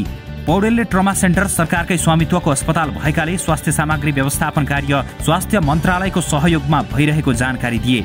लजिस्टिक कुरा त हामी स्केल अप गर्दैछौँ। त्यसमा त अब सबै तर्फबाट सपोर्ट आइरहेको छ। मन्त्रालय विभाग हामी आफै पनि लागिरहेछौँ। ट्रमा सेन्टरमा स्वास्थ्य सामग्री जुटाउन सार्वजनिक अपील पनि अस्पतालको तर्फबाट नगरिएको प्रश्न पारिएको छ। हामीलाई सरकारले यथेष्ट गरिरहेको छ। केही चाहिँ सहयोगी संस्थाहरू केही व्यक्तिहरू व्यक्तिगत रूपमा हामी कन्ट्रिब्युसन गर्न चाहन्छौँ भनेर एप्रोच गरिरहनु भएको थियो र हामीले चाहिँ के भन्यौँ भन्दा यो त महामारी हो हैन। यो त एउटा संस्थाको एउटा सरकारको मात्र हैन सबै पब्लिकको दायित्व हो। त्यो हिसाबले उहाँहरूलाई हामीले केही चाहिँ हाम्रो आवश्यकताका क्षेत्रहरू पहिचान गरेर तपाईँहरूले गर्न सक्नुहुन्छ भनेर भनेका हौँ। अब त्यस्तो अफिसियल हामीले कसैलाई पनि त्यसरी आह्वान गरेका छैनौँ। सामाजिक सञ्जालमा यी व्यक्तिले N95 देखि पोर्टेबल मास्क र भेन्टिलेटर लगायतको स्वास्थ्य सामग्री जुटाउन सहयोगको अपील गरे। So this are the things we need. If you can help in any ways है यो कुराहरूमा 100वटा ICU bed 50 beds high care 50 beds emergency PPE N95 mask अनि अरू कुराहरू यताउतिहरू हैन जसले जे सक्छ प्लिज। कसरी पाए ती व्यक्तिले ट्रमा सेन्टरले सरकारलाई बुझाएको लिस्ट। सरकारले राष्ट्रिय ट्रमा सेन्टर र वीर अस्पतालको नयाँ भवनलाई तत्काल कोरोना संक्रमितको उपचारमा प्रयोगमा ल्याउन लागेको छ। यी व्यक्तिले देखाएको यो लिस्ट ट्रमा सेन्टरले स्वास्थ्य मन्त्रालयमा बुझाएको लिस्ट हो। यस्तो किसिमको भ्रमपूर्ण गतिविधि गरेर हिरोइजम गर्नेहरूबाट सामाजिक सञ्जालको दुरुपयोग भएको समाजशास्त्रीहरू बताउँछन्। तर यसको नियमन गर्ने सरकारवाला सरकारी निकायहरूले यसतर्फ ध्यान पुर्याउन सकेको देखिँदैन, जसले गर्दा यस्तो प्रवृत्ति बढ्दो छ। समाज सेवाका नाममा हुने गरेका यस्ता जथाभावी गतिविधि नियन्त्रण गर्न आवश्यक देखिन्छ। तर यो भनिरहँदा वास्तविक समाज सेवालाई आघात पुर्याउन खोजिएको भने होइन। समाजमा जो सक्षम छ उसले आफ्नो इच्छाले समाज सेवा गर्न सक्छ। तर सहयोग उठाउने काम समाज सेवाभित्र नपर्ने समाज कल्याणको समाज सेवाबारे परिभाषामा पनि उल्लेख छ।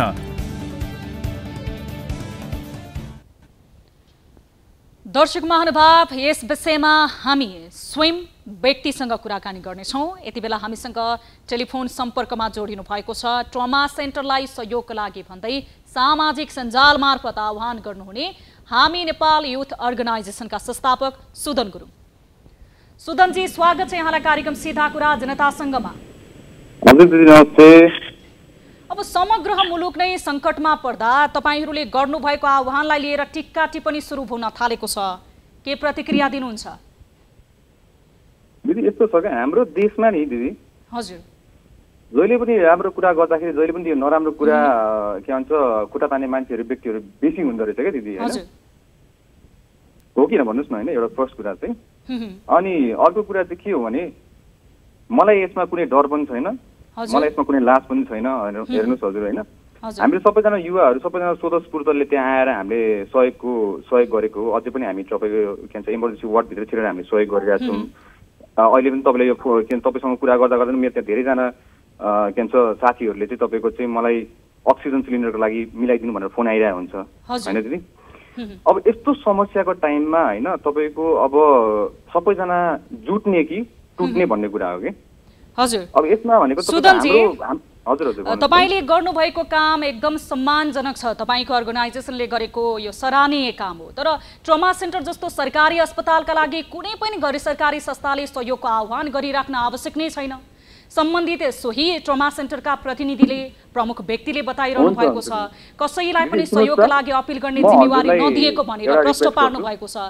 अनि तपाईहरूले चाहिँ कसरी ट्रमा सेन्टरकै लागि सहयोग अपिल गर्नुभयो त? दिदी म हजुरलाई एउटा कुरा भन्छु ल, जसले त्यस्तो सोच्नुहुन्छ एक्चुअली ट्रमा सेन्टरको बाहिर आएर बस्नुहोस्, हेर्नुहोस् त्यहाँ कतिजना मान्छे मरिरहेछ, कतिजना मान्छे रोइरहेछ अक्सिजन नपाएर। हजुर फर्स्ट कुरा अक्सिजन नपाएर हाम्रो जस्तो देशमा तपाईँको इन्डिया हुनेवाला छ होइन। अक्सिजन नपाएर मान्छे रोएर मरेर हामी त्यहाँ गएर कतिवटा लासहरू उठाइरहेछौँ होइन, कतिजनालाई कोरोना लागेको पेसेन्ट्सहरूलाई हामीले बोकेर उठाएर लगिरहेछौँ होइन। सुदनजी यस्तो समयमा एउटा डाक्टर सुन्नुहोस् न एकचोटि म भन्छु हजुरलाई होइन। सुदनजी तपाईलाई त्यस पछाडि तपाईँ बोल्नुहोस्, थोरै मात्र मैले तपाईँलाई जानकारी गराएँ। हामी ट्रमा सेन्टर नै पुगेर रिपोर्टिङ गरिरहेका छौँ। तपाईँ जसरी यति बेला फ्रन्ट लाइनमा खटेर तपाईँले अन्य गर्नुभएको कामलाई हामी सम्मान गर्छौँ, हामी पनि फ्रन्ट लाइनर हो, काम गरिरहेका छौँ है। तर तपाईँलाई प्रश्न, तपाईँले काम किन गर्नुभयो, तपाईँले गर्नुभएको काम अन्यलाई लिएर होइन। ट्रमा सेन्टरको नाममा तपाईँहरूले सहयोग अपिल गर्नुभयो। ट्रमा सेन्टर स्वयं सरकारी स्वामित्वको अस्पताल हो। ट्रमा सेन्टर आफैलाई जानकारी छैन र कसैलाई सहयोग गर्नको लागि ट्रमा सेन्टरले सहकार्य नै गरेको छैन भने तपाईहरूले चाहिँ कसरी गर्नुभयो भनेर मात्र प्रश्न रह्यो। तपाईँले गर्नुभएको अन्य कामको विषयमा पछि कुरा गरौँला। हुन्छ दिदी, अब यस्तो हो कि दिदी, म पनि अलिकति मेरो दिमागमा अलिक धेरै कुरा चलिरहेको छ होइन। म अलिक डाइभर्ट हुन्छ कि टपिकहरूबाट जहिले पनि होइन। म ठ्याक्क ट्र्याकमा राखिदिइराख्नुहोस्, म तपाईँलाई जे हो त्यही भनिदिन्छु होइन। अब हजुरले जुन भनेको क्वेसन चाहिँ म के गर्छु भने सरकारले कुर्दाखेरि तपाईँ कुन सरकारको कुरा गर्नु, जुन सरकार आज ढल्यो, जुन सरकार तपाईँको अहिले जब कि हामीलाई महामारीको टाइममा एउटा मान्छेले बेड पाएको छैन रुएर फोन गरेर मलाई बचाउनुहोस् भनेर आएको टाइममा होइन, अहिले सरकार आफै ढलेर बसिरहेको छ। यो समय भनेको सरकारको के थियो र दायित्व के थियो? जनता बचाउनु थियो तपाईँको होइन। यसमा हामी जस्तो युवाहरू आएर हामीलाई डर छैन दिदी। सुदनजी तपाईँ फेरि विषयवस्तुबाट विषयान्तरण गर्नुभयो कि यति बेला सरकार ढल्नु, सरकार चल्नु, सरकारसँगको सरोकार रहेन।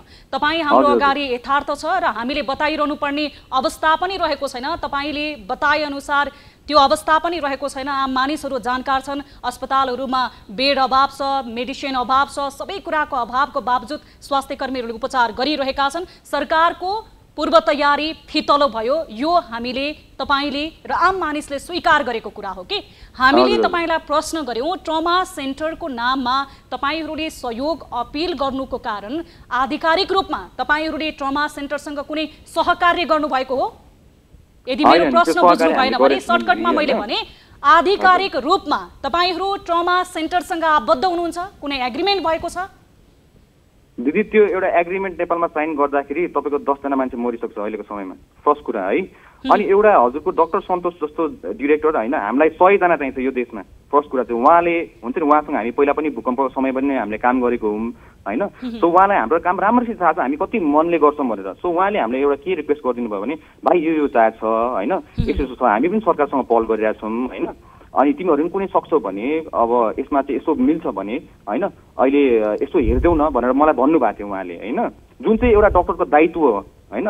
एउटा डाक्टर जस्तो मान्छेले, त्यस्तो एउटा हुन्छ नि डिरेक्टर जस्तो मान्छेले हामी यस्तो सानो मान्छेहरूलाई पनि यसो सहयोग गरिदियो भने मान्छे बचाउनको लागि उहाँले एउटा राम्रो इन्टेन्सनमा भन्नुभएको होइन। अब यसमा मान्छेले कसरी लियो मलाई थाहा छैन, तर त्यसपछि हामीले चाहिँ के गर्दियौँ भने सुदनजी थोरै रोके है, तपाईँलाई थोरै रोके एकैछिन। जस्तो तपाईँले डाक्टर सुदनले तपाईँहरूलाई आह्वान गर्नुभयो भन्नुभयो नि, तपाईँहरूको यो आह्वान पछाडि, सहयोगको आह्वान पछाडि डाक्टर सन्तोषसँग तपाईँहरूले सहकार्य गर्नुभयो। डाक्टर सन्तोषले तपाईँको अर्गनाइजेसन नेपाल युथ अर्गनाइजेसन र तपाईँसँग सहकार्यको लागि अपिल गर्नुभयो भनेर तपाईँले बताउनुभयो। तर तपाईँहरूको यो सहयोगको अपिल पछाडि विभिन्न सामाजिक सञ्जालमा टिक्का टिप्पणी भइसके पछाडि हामीले स्थलगत रूपमा ट्रमा सेन्टरमा पुगेर डाक्टर सन्तोषसँग हाम्रा टिभी जर्नलिस्ट रिया भण्डारीले फ्याक्ट चेक गर्नु भएको छ। डाक्टर सन्तोषले बताउनु भएको छ तपाईँ सुन्नुहोला हाम्रो दर्शकलाई। हामीले केही मिनेट अगाडि मात्र त्यो दृश्य, त्यो डाक्टर सन्तोषले बोलेको 22 शुद्धको रिपोर्ट प्रसारण गरेका छौँ। डाक्टर सन्तोषले बताउनु भएको छ कुनै पनि व्यक्तिसँग ट्रमा सेन्टरले, कुनै पनि संस्थासँग ट्रमा सेन्टरले सहयोगको लागि अपिल गरेको छैन। ट्रमा सेन्टर स्वयं सरकारी गभर्मेन्ट अस्पताल हो र ट्रमा सेन्टरमा भएको अभाव भएको कुनै पनि सामग्रीहरू त्यहाँ थपघट गर्नुपर्नेछ, वैकल्पिक व्यवस्था केही गर्नुपर्नेछ भने त्यो सरकारको कार्यक्षेत्रभित्र रहेको छ। त्यसको लागि आधिकारिक व्यक्ति हामी हौँ, हामी नै अपिल गर्थ्यौँ। हाम्रो त कुनै पनि अर्गनाइजेसन र कुनै पनि व्यक्तिसँग कुनै पनि सहकार्य र छलफल भएको छैन भनेर उहाँले बताउनु भएको छ। दिदीले मलाई धेरै रोक्नुभयो। म अब एकचोटि म आफै बोल्छु होइन, दिदीलाई भन्छु होइन त्यो विषयमा। अब तपाईँको सरकारको तपाईँको उहाँले माग फारम हामीले किन गरेको, म हजुरलाई अब एकदम स्ट्रेट फरवर्ड भनिदिन्छु। हामीले किन गरेको भने तपाईँ एउटा सरकारी कार्यालयमा तपाईँ जाँदाखेरि 1 नम्बर 2 नम्बरबाट दिनभरि त्यहाँ जानुहुन्छ। त्यसै गरी हामीले के विचार गऱ्यौँ भने जब अहिले उहाँले डिरेक्टर साहबले तपाईँको अहिले सरकारसँग अपिल गर्छ, माथि जान्छ हेल्थ मिनिस्टर, यहाँ त्यहाँ कतिजनाको सिग्नेचर, अनि त्यो हुँदाखेरि जेलसम्म तपाईँको होइन त्यो प्रोसेस त्यो सामान आइपुग्नु जेलसम्म कतिजना मान्छे चाहिँ यो हुन्छ नि मर्नुपर्छ क्या। हामी यस्तो युवाहरू तपाईँको हाम्रो आमा बाबुहरू कतिजना मर्नुपर्छ। त्यही भएर चाहिँ हामीले के गरिदिउँ भने वाइ नट हामी सबैजना युथ्सहरू मिलेर सबैजना मिलेर हामीले जुटाउन सक्यौँ भने 3-4 जना मान्छे भए पनि बच्छ, 1 जना मान्छे भए पनि बच्छ भनेर हामी सबैजना मिलेर चाहिँ हामी यसमा गरेको। म एक्लै छुइनँ यसमा। हजुर त्यहाँ हेर्नु सक्नुहुन्छ 2 लाख मान्छेले छ, सबैजना डोनेसन गरेको छ र त्यो डोनेसन बापत चाहिँ हामी त्यही गएर हामीले के भनेको छौँ भने सिधै सप्लायरका गएर हजुर पैसा तिर्नुहोस्, हामीलाई पैसा नदिनुहोस्, सिधै सप्लायरका गएर आइसियु बेड अर्डर गर्नुहोस्, हामी बोकेर ल्याएर ट्रमा सेन्टरलाई दिन्छौँ भनेर हामीले यसरी भनेको छौँ होइन। अब भनेपछि आफै सोच्नुहोस् दिदी होइन, हामीले यो कुरा गलत गरेको हो त? सुदनजी तपाईहरुले गर्नुभएको काम सराहनीय र सम्मानजनक छ भनेर मैले तपाईलाई पटक पटक भनिरहेको छु। मात्र कुरा के हो भन्दाखेरि तपाईलाई फेरि पनि मैले विषयान्तरतिर नलगिकन सिधा भन्छु, तपाईहरुले सहयोग गर्नुभयो, यति बेला फ्रन्टलाइनमा खटेर काम गरिरहनु भएको छ, त्योसँग हाम्रो प्रश्न होइन। तपाईहरुले आह्वान गरेको सहयोग कतिको पारदर्शी छ होला। तपाईको सरकारसँग एक युवा भएको नाताले, तपाईँ यो देशको एक सक्षम नागरिक भएको नाताले सरकारको चेन अफ कमान्ड तपाईले नमान्न सक्नुहुन्छ, सरकारको विरोध गर्न सक्नुहुन्छ, सरकारप्रति प्रतिशोध राख्न सक्नुहुन्छ। तर यो देशमा सिस्टम त छ नि, त्यो त तपाईँ मान्नुहुन्छ। कानुनी राज्यमा तपाईँ हुनुहुन्छ कि हुनुहुन्न यो मान्नुहुन्छ नि तपाईँ? सिस्टमको कुरा गर्नुभएको दिदी, जुन सिस्टमबाट हिजो राति मलाई के भन्छ रातिको 3 बजे म ट्रमा सेन्टर जानु परेको त्यो सिस्टमको कुरा गर्नुभएको, जुन चाहिँ मान्छे तपाईँको 7 घण्टा लाएर यहाँसम्म आयो। सुदनजी तपाईले प्रश्न गर्नु म प्रति जायज छ, सम्भवतः तपाईले अघि बताइसक्नु भएको छ, तपाईको विषयबाट ध्यान भड्किएर पनि हुन सक्छ। तर तपाईले त्यो सिस्टमलाई मान्नुहुन्छ भने ट्रमा सेन्टर नेपाल सरकारको अथोरिटीमा रहेको अस्पताल हो, यो मान्नुहुन्छ? त्यो मान्छु म हजुर। ट्रमा सेन्टर स्वयं ट्रमा सेन्टरमा भएको अभाव, ट्रमा सेन्टरको व्यवस्थापन सरकारले गरिरहेको छ, यो मान्नुहुन्छ? मान्छु, एकदम मान्छु दिदी। मान्नुहुन्छ भने ट्रमा सेन्टरको नाममा तपाईले गर्नुभएको सहयोग आह्वानमा जुन तपाईले गर्नुभएको छ नि यति बेला सामाजिक सञ्जालमा, कति रकम तपाईलाई जम्मा भयो र त्यस पछाडि तपाईलाई सहयोगी मनहरूले कति सहयोग गर्नुभयो, यो पारदर्शी रूपमा भनिदिनुस् त एकचोटि। ल दिदीलाई म ट्याक्कै भनिदिन्छु है। अहिले हाम्रो अहिलेसम्म तपाईँको यहाँ डोनेसन यो होइन ट्रान्जेक्सन होइन, यो है डोनेसनको ट्रान्जेक्सन ए भर्खरै अर्को पनि एउटा डोनेसन आएको छ दिदी होइन, अहिले हामीले हेरिरहेको छौँ। तपाईँको 4,22,083.19 अहिलेसम्म हामीले उठाएको छौँ। नेपाली मात्र है त्यो चाहिँ है दिदी है, नेपाली ब्याङ्क अकाउन्टमा होइन। अनि अर्को हाम्रो इसिआवाको आइडीमा चाहिँ तपाईँको चाहिँ अहिले हामीसँग भएको अमाउन्ट हजुरलाई म अहिले नै भनिदिन्छु यहाँ होइन, सबैजनाको अगाडि नै भनिदिन्छु। बताउनुस्। 71,933.34 यो हाम्रो ई सेवामा आएको पैसा है दिदी। अनि त्यसपछि हाम्रो गो फन्डमीमा आएको पैसा म हजुरलाई अहिले यहाँ हेरिरहेको छु, लिङ्क ल यहाँ हामी पनि लाइभ गरिरहेको छौँ त्यही भएर कि हामीले देखाउँछौँ।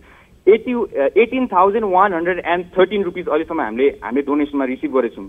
टोटल अमाउन्ट कति जम्मा भयो तपाईहरुको खाता केमा छ तपाईहरुको अफिस अथवा तपाईहरुको अर्गनाइजेसनको नाममा छ अथवा तपाईको व्यक्तिगत नाममा छ खाता हजुर यो तपाईको चाहिँ मेरो जीरो अकाउन्ट भएको मेरो ब्यालेन्स बैंक के भन्छ बैंक अकाउन्टको नम्बर दिएको थिए किनभने यो ट्रान्ज्याक्सन यताउति नहोस् भनेर र जुन डेटदेखि हामीले यो यसमा डोनेसन आह्वान गरेका छौं त्यसको सबै पीडीएफ फाइल हामीले चाहिँ अपलोड गर्नेवाला थियौं हजुरको हैन अब जुनै अहिलेसम्म हजुरले 1 रुपैयाँ पनि हामीसँग बिल माग्नु भएन हामीसँग त्यसको बिल छ हामीसँग त्यो पनि हामी अपलोड गर्नेवाला छौं जसले डोनेसन गर्नु भएको छ त्यो पनि हामी अपलोड गर्नेवाला छौं यसमा हामी जस्तो मान्छेलाई चाहिँ हामीलाई कसैको आँसु बेचेर खानु छैन दिदी हेर्नुस् हैन बेच्नु पनि हुँदैन तपाई जस्तो सक्षम युवाले कसैको आँसुलाई बेच्नु पनि हुँदैन समाजसेवा मनले गर्ने हो कसैलाई देखाउनलाई गर्नु हुँदैन त्यो तपाई हामी आफैले पनि यो समाजसेवाको परिभाषालाई परिवर्तन गर्नुपर्छ आफू सँगसँगै हैन दिदी हैन हामीलाई त अब हेर्नुस् हामी त अब एउटा सर्वसाधारण होस् नर्मल मान्छे हो हामी जस्तो मान्छेले यसरी गरेर अब आह्वान गरेर तपाईहरुको लाइभ टेलिभिजनसम्म पुग्छ भने यसमा म एउटा के भन्न चाहन्छु भने अझै डोनेसन गर्नुस् सबैजना मिलेर ट्रमा सेन्टरलाई हेल्प गर्नुस् वीर हस्पिटललाई हेल्प गर्नुस् अझै तपाईहरु आफै सक्षम हुनुहुन्छ भने सबैजना मिलेर त्यहाँ बेड डोनेसन गर्नुस् तपाईहरु अक्सिजन डोनेसन गर्नुस् स्ट्रेचर डोनेसन गर्नुस् एम्बुलेन्स डोनेसन गर्नुस् आफ्नो सरकार र आफ्नो हस्पिटल भनेको हाम्रो लगानीले हाम्रो ट्याक्स मनीले भएको हस्पिटलहरु कुन दिन हामी पुग्नु पर्छ त्यहाँ अनि सर्भिस नपाउँदाखेरि कस्तो गाह्रो हुन्छ सबैजना मिलेर त्यहाँ डोनेसन गर्नुस् सुदनजी अब तपाईहरुले अमाउन्ट त करिब सहयोगी मनहरुले तपाईलाई सहयोग गरिसक्नु भएको रहेछ तपाईको व्यक्तिगत अकाउन्ट भए पनि अब त्यो अमाउन्टले तपाईहरुले के व्यवस्थापन गर्ने सोचिरहनु भएको छ अहिलेसम्म कति जनाले लाभ पाउनु भयो त्यो पनि एकचोटी तपाईहरुले भन्न सक्नुहुन्छ दिदी अब वीर हस्पिटलमा हामीले तपाईको 3 दिनमा हामीले तपाईको 170 वटा बेड हामीले 3 दिनमा सारेर हामीले चिटिक्क बनाएर नयाँ कोभिड वार्डमा हामीले हजुरले त्यहाँ हेर्नु सक्नुहुन्छ त्यहाँ गएर नयाँ कोभिड वार्ड नयाँ बिल्डिङमा हैन 3 दिनमा हामी सबैजना 35 जना युवाहरु मिलेर त्यहाँ सर सफाई देखि लिएर बेड म्यानेज देखि लिएर हजुरको त्यहाँ बेड उठाएर त्यहाँ सबै मिलाइसक्यौं हैन फर्स्ट कुरा अनि अर्को कुरा अब चाहिँ हामी के गर्नेवाला छौं भने त्यहाँ किनभने अहिले मलाई हामीलाई के आउँछ भने सामाजिक समाजले बेड पाएन दाइ मेरो बुवा मिलेम हुन्छ मेरो ज्वाइँलाई बचाउनु पर्यो यस्तो भनेर आउँछ बेड नपाएर के दिदी त्यही भएर हामीले चाहिँ के आह्वान गरिनु सबैजना बेड दिउँ न त अक्सिजन दिउँ न त भनेर हामीले आह्वान गरिरहेका छौं हैन अनि यहाँ डोनेसन जति जनाले गर्नु भएको छ त्यो पनि हामीले फेसबुकमा हाम्रो इन्स्टाग्राममा अपलोड गरेका छौं हामीले हैन फेसबुक र इन्स्टाग्राम आधिकारिक हैन नि त तपाई समाज सेवा गर्दै हुनुहुन्छ भने फेसबुक र सामाजिक सञ्जालबाट आह्वान गर्न सक्नुभयो मनकारी मनहरुले सहयोग गरे तर त्यसको लागि आधिकारिक फेसबुक र इन्स्टाग्राम नै हो भन्ने चाहिँ लाग्दैन हामीलाई त्यसको पनि केही मापदण्डहरु छ त्यसको नि केही रुलहरु रहेको छ सहयोग गर्नलाई कसैलाई बचाउनलाई कसैलाई राम्रो गर्नलाई त्यसमा आधिकारिक चीज भन्ने हुँदैन एउटा ह्युम्यानिटी भन्ने चीज हुन्छ के दिदी मानवता हुनु पर्यो के सुदनजी मानवीय रूपमा तपाईहरुले धर्म निभाइरहनु भएको छ हामीले तपाईहरुको धर्ममा शंका गरेका हैनौं तर समाजसेवा गरिरहँदाखेरि तपाईहरुले ट्रमा सेन्टरलाई नै किन रोज्नु भयो यति बेला अक्सिजनको अभाव छ विभिन्न प्राइभेट अस्पतालहरुले हात उठाइसकेका छन् संक्रमितहरुको तपाई आफैले बताइरहनु भएको छ यति बेला बीच चलिरहेको छ उपचार गर्न पाउने अवस्था रहेको छैन भनिरहँदाखेरि ट्रमा सेन्टर वीर अस्पताल त सरकारले हेरिरहेको थियो सबैभन्दा धेरै अक्सिजन अहिले 300 दिनको अक्सिजन त वीरले पाइरहेको छ भने कुनै अर्को अस्पताललाई तपाईहरुले किन चुज गर्न सक्नु भएन तपाईहरुको प्राथमिकतामा अर्को कुनै अस्पताल किन परेन अर्को अस्पताल किन परेन भने हजुरको फर्स्ट कुरा भनेको यो एउटा सरकारी अस्पताल हो हैन फर्स्ट कुरा चाहिँ अनि अर्को कुरा चाहिँ हजुरले एकचोटी अहिले नै लाइभमै एकचोटी फोन गरेर ट्रमा सेन्टरमा फोन गर्नुस् तपाईले त्यहाँ बेड पाउनु हुन्छ कि हुँदैन भनेर एकचोटी फोन गर्नुस् अहिले ट्रमा सेन्टरमा मात्र हैन सुदनजी कुनै पनि अस्पतालमा बेड छैन यो अहिले त तत्कालीन समय हो हाम्रो कुरा त्यही हो हजुर त्यही भएर चाहिँ हामीले यो समयमा भाइरस कसैले सरकारले सराएको हैन यो हामी आफैले सराएको हो त्यही भएर हामी आफै जुट्नु पर्छ हामी आफ्नो हस्पिटललाई सहयोग गर्नुपर्छ भनेर हामी युवाहरु लागेको दिदी यसमा चाहिँ समय र जानकारीको लागि धेरै धेरै धन्यवाद सुदनजी तपाईहरुले जुन मनसायले जसरी हामीलाई बोलेर प्रतिबद्धता जनाएर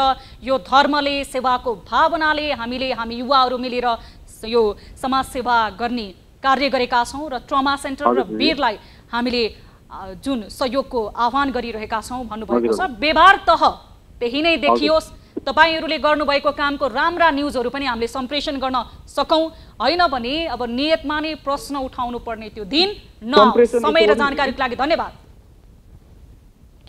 यति बेला हामीसँग जोडिनु भएको थियो सुदन गुरुङ जो संस्थापक हुनुहुन्थ्यो हामी नेपाल युथ अर्गनाइजेसनका हामीले यस सम्बन्धी रिपोर्ट पनि प्रसारण गरेका थियौं ट्रमा सेन्टर र वीर अस्पतालमा खासमा भन्ने भने ट्रमा सेन्टरमा बेडको अभाव रहेको त्यसैगरी विभिन्न स्वास्थ्य सामग्रीको अभाव रहेको र सुदनजी लगायत सुदनजीको संस्था हामी नेपाल युथ अर्गनाइजेसनले ट्रमा सेन्टरलाई सहयोगको लागि आह्वान गरेको एउटा सहयोग याचना गरेको सामाजिक कार्यको टिका टिप्पणी भइरहेको थियो र यसको विषयमा हामीले सुदनजी स्वयंसँग विस्तृत जानकारी लियौं। कार्यक्रम सीधा कुरा जनतासँगको निर्धारित समय सकिएको छ। तपाईँ कुनै समस्यामा हुनुहुन्छ, जिज्ञासा छन्, गुनासो छन् र प्रश्नहरू रहेका छन् भने हामी निरन्तर तपाईँहरूको समस्या, जिज्ञासा र प्रश्नहरू सुनिरहनेछौँ र जिम्मेवारी वहन गरेर सम्बन्धित निकायसँग समन्वयात्मक र भूमिका निर्वाह गर्दै ध्यान आकर्षण पनि गराउनेछौँ सम्बन्धित निकायको। हाम्रा टोल फ्री नम्बरहरू रहेका छन् जुन नम्बरमा तपाईँले फोन गर्दाखेरि पैसा लाग्ने छैन। 1660 011 24 24 98 015 7 24 24 98 84 011 037 मा तपाईहरुले कल गर्न सक्नुहुनेछ। देश तथा विदेशमा हुनुहुन्छ, अझ देशभित्र यो समय महामारीको समय रहेको छ, कोरोनाको यो कहर र संकटसँग जुधिरहनु भएको छ भने तपाईले हामीलाई भाइबर, व्हाट्सएप र हाम्रो अफिसियल फेसबुक पेज र युट्युबबाट पनि हामीसँग जोडिन सक्नुहुनेछ। थप न्यूजको लागि हाम्रो वेबसाइट www.news24nepal.com हेर्न नभुल्नुहोला। साथै तपाईले हाम्रो सोशल मिडियामा पनि फलो गर्न सक्नुहुनेछ। हामीले जानकारी दिइसकेका छौं। यो समयमा काम नपरिकन घरबाट बाहिर ननिस्कनुहोस्, परिस्थिति सामान्य रहेको छैन। अस्पतालमा बेडको अभाव छ, मेडिसिनको अभाव छ। अब त कोरोना लाग्यो भने यो समयमा अहिले किटको समेत अभाव रहेको छ, पीसीआर र एन्टिजेन टेस्टको।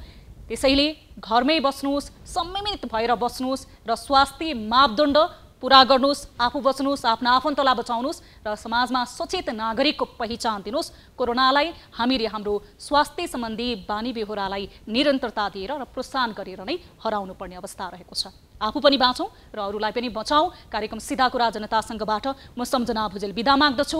हामी निरन्तर न्युजमा छौँ। नमस्ते।